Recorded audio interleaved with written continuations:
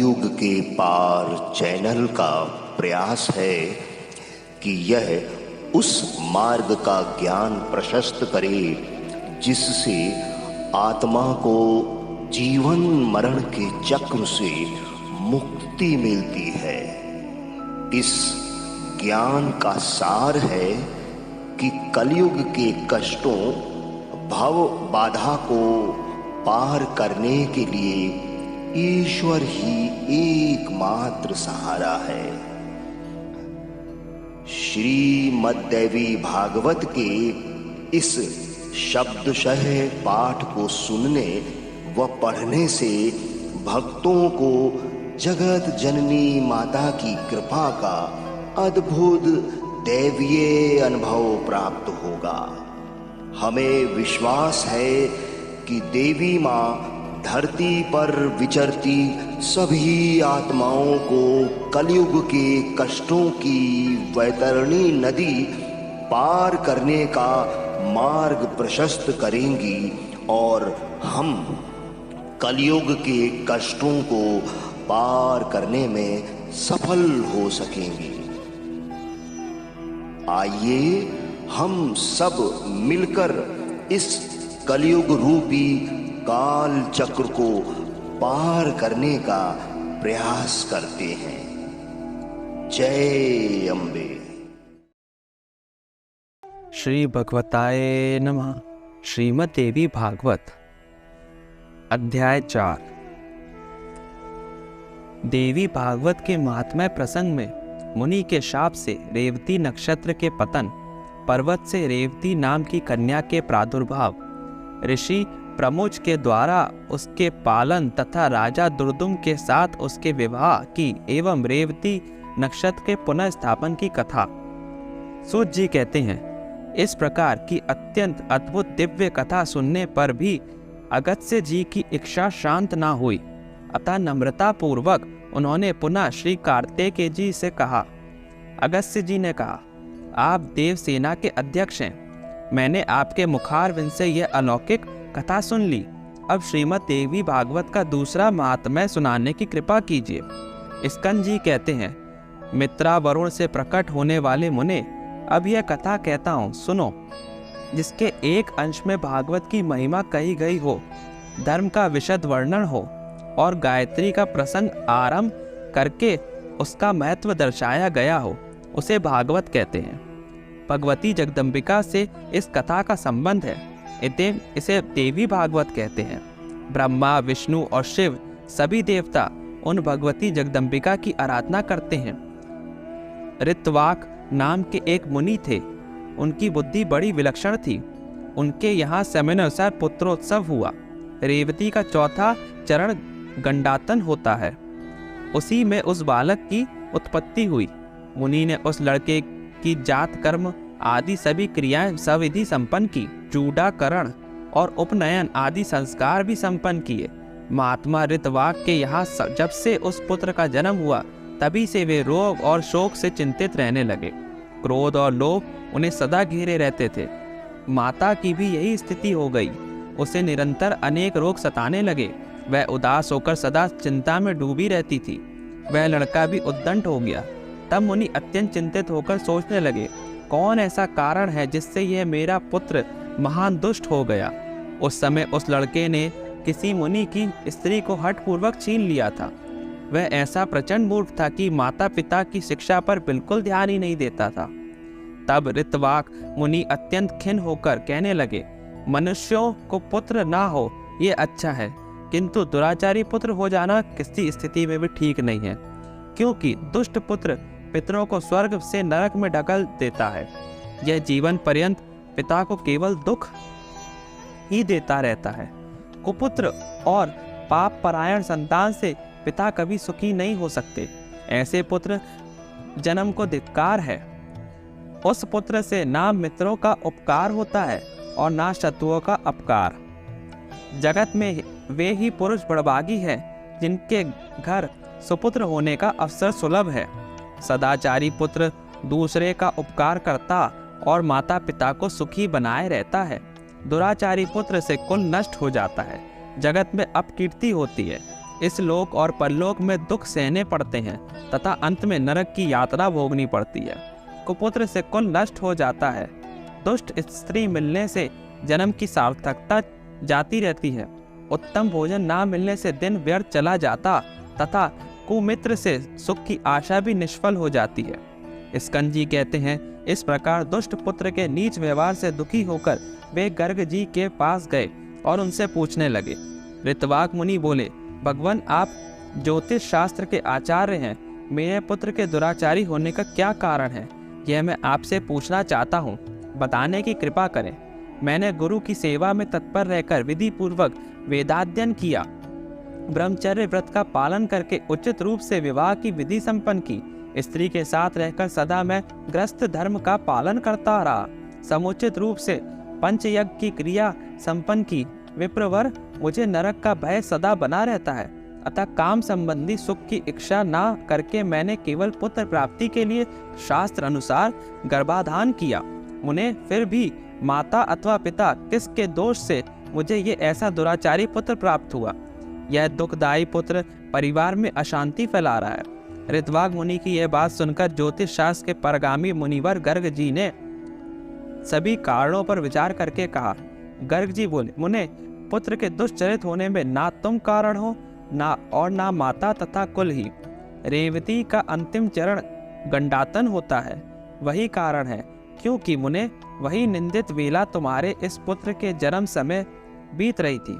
इतएव तुम्हें दुखी करना इसका स्वभाव बन गया, दूसरा कोई भी कारण नहीं है। ब्राह्मण, तुम उस दुख को दूर करने के लिए जग जननी भगवती दुर्गा की आराधना करो। यत्न पूर्वक सुपूजित होने पर वे संपूर्ण विघ्न शांत कर देती हैं। गर्ग जी की बात सुनकर ऋतवाक मुनि क्रोध से मूर्छित हो गए। उन्होंने रेवती को शाप दे दिया, वह आकाश से गिर जाए। उस समय नक्षत्र मंडल चमक रहा था, उधर सबके नेत्र लगे हुए थे। इतने में ही मुनि के शाप से रेवती आकाश से टूटकर कुमुदगिरी पर आ पड़ी। रेवती के गिरने से वह पर्वत रेवतक नाम से प्रसिद्ध हो गया। तब से उस पर्वत की शोभा और भी बढ़ गई। यो रेवती को शाप देने के पश्चात मुनिवर ऋतवाक गर्ग जी के कथानुसार भगवती जगदम्बिका की आराधना करके सुख और सौभाग्य संपन्न हो गए। स्कंद जी कहते हैं, रेवती नक्षत्र का जो तेज पर्वत पर पड़ा, उससे एक कन्या उत्पन्न हो गई। जगत में अनुपम सुंदरी होकर वह दूसरी लक्ष्मी की भांति शोभा पाने लगी। रेवती के तेज से प्रकट होने वाली उस कन्या पर प्रमुच ऋषि की दृष्टि पड़ी।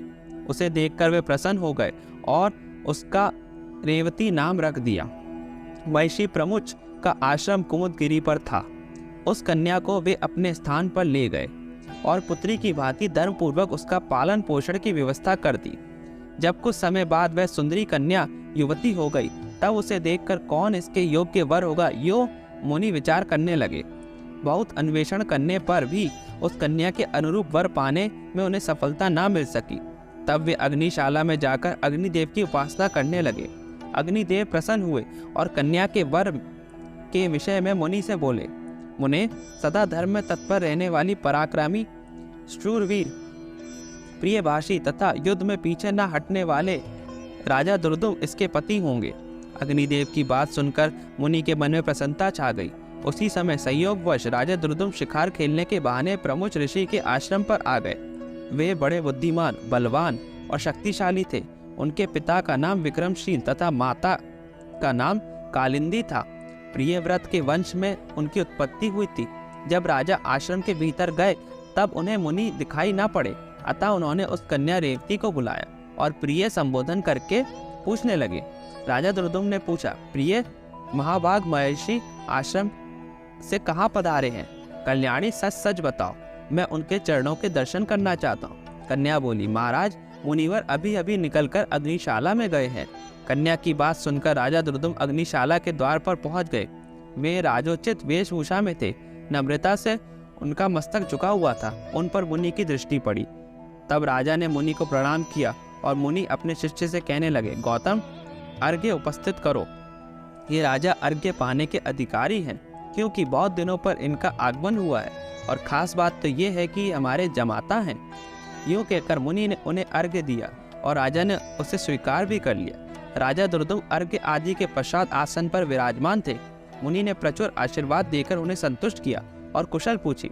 कहा, राजन, तुम्हारी सेना, खजाना, मित्र मंडली, भृत्य वर्ग, मंत्री वर्ग, देश, नगर और स्वयं आत्मा में किसी प्रकार की अशांति तो नहीं है ना?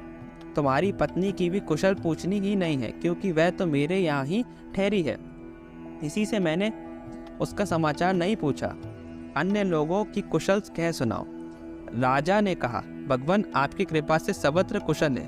भ्रमण पर मुझे यह बहुत आश्चर्य हो रहा है कि आपने मुझे जमाता कहा, अतः मेरी कौन सी पत्नी आपके यहाँ है?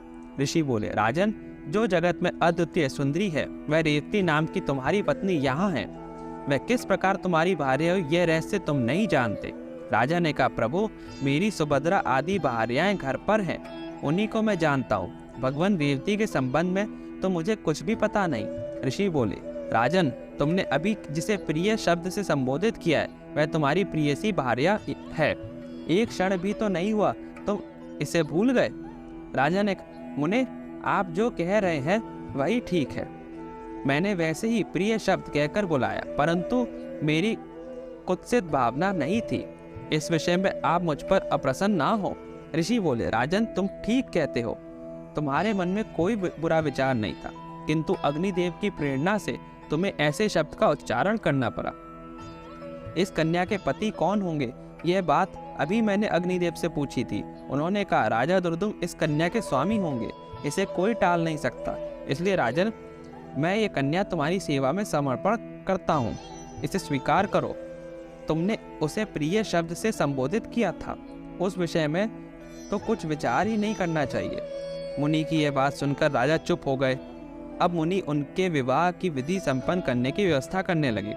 पाणी ग्रहण संस्कार करने के यत्न में संलग्न मुनि को देखकर उनसे कन्या ने कहा, पिताजी, उचित तो यह है कि आप मेरा विवाह रेवती नक्षत्र में ही करने की कृपा करें। ऋषि बोले, वत्से, अनेकों वैवाहिक नक्षत्र हैं, फिर रेवती में ही क्यों विवाह करें?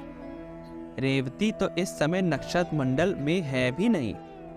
कन्या ने कहा, रेवती से बिन नक्षत्र में मेरा विवाह संस्कार समुचित ना होगा, इतने मैं आपसे प्रार्थना करती हूँ, इस नक्षत्र में ही मेरी वैवाहिक क्रिया संपन्न करने की कृपा करें।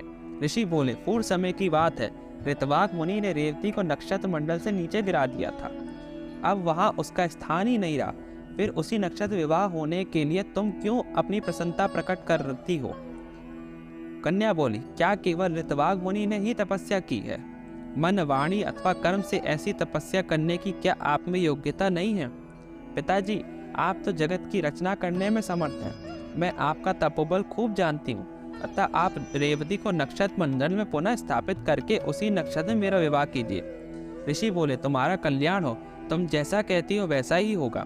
मैं तुम्हारे लिए आज ही रेवती नक्षत्र को सोम मार्ग में स्थित करके उसी में तुम्हारा विवाह संस्कार संपन्न करूंगा। स्कंद जी कहते, अगस। इस प्रकार कहकर मुनि ने अपनी तपस्या के प्रभाव से उसी समय रेवती को नक्षत्र मंडल में पूर्व व्रत स्थापित कर दिया। फिर उसी नक्षत्र में वैवाहिक विधि के अनुसार मुनि ने राजा दुर्दुम को वह रेवती नाम की कन्या सौंप दी। विवाह कर देने के पश्चात मुनि ने राजा से कहा, वीर, तुम्हें क्या पाने की इच्छा है, कहो, मैं उसे पूर्ण करने को उद्यत हूँ। राजा बोले, मुनिवर, मैं स्वयंभू मनु का वंशज हूँ। आपकी कृपा से मुझे मनवंतर का अधिष्ठाता पुत्र प्राप्त हो, यही अभिलाषा है।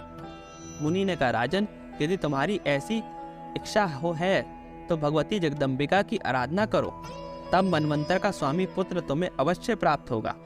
श्रीमद् देवी भागवत 5वां पुराण है, उसकी 5 आवृत्तियां श्रवण करने से तुम मन के अनुसार पुत्र प्राप्त कर लोगे।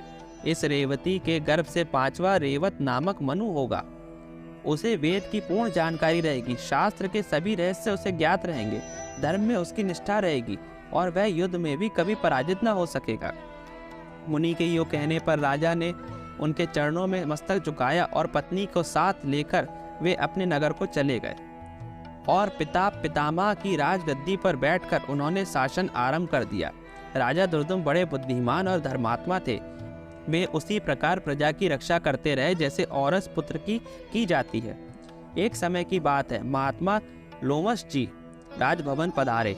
राजा ने प्रणाम करके उनका स्वागत सत्कार किया और हाथ जोड़कर उनसे कहने लगे।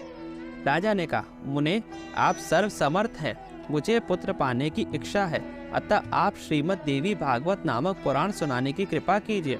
राजा की बात सुनकर लोमश जी को बड़ा आनंद हुआ। वे कहने लगे, राजन तुम धन्य हो, तभी तो त्रिलोक जननी भगवती दुर्गा में तुम्हारी ऐसी भक्ति जागृत हो गई है। जो भगवती जगदम्बिका देवता, दानव और मनुष्यों की परम आराध्य है, उनमें जब तुम्हारी भक्ति हो गई तब फिर तुम्हारा कार्य सिद्ध होने में क्या संदेह है। इतएव राजन, मैं तुम्हें श्रीमद् देवी भागवत पुराण अवश्य सुनाऊंगा। उसके श्रवण मात्र से कोई भी पदार्थ पाने को शेष नहीं रहता। ब्राह्मण यूं कहकर लोमश जी ने शुभ मुहूर्त में कथा आरंभ कर दी। राजा दुर्दुम सपत्नीक बैठकर विधि पूर्वक कथा की 5 आवृत्तियां सुनते रहे। कथा समाप्त होने के दिन उन धर्मात्मा ने अत्यंत आनंद के साथ पुराण और मुनि की पूजा की, नवाण मंत्र से हवन किया, कुमारी कन्याएं जमाई गई। वे सपत्नीक ब्राह्मण भोजन में सम्मिलित हुए और सबको दक्षिणा देकर संतुष्ट किया गया। कुछ समय व्यतीत होने पर भगवती कृपा से रानी को लोक का कल्याण करने वाला गर्भ रह गया। गर्भ की अवधि पूर्ण होने पर ग्रहों के उत्तम योग में रानी ने पुत्र प्रसव किया। उस समय संपूर्ण मंगल प्रदान करने वाला मुहूर्त बीत रहा था।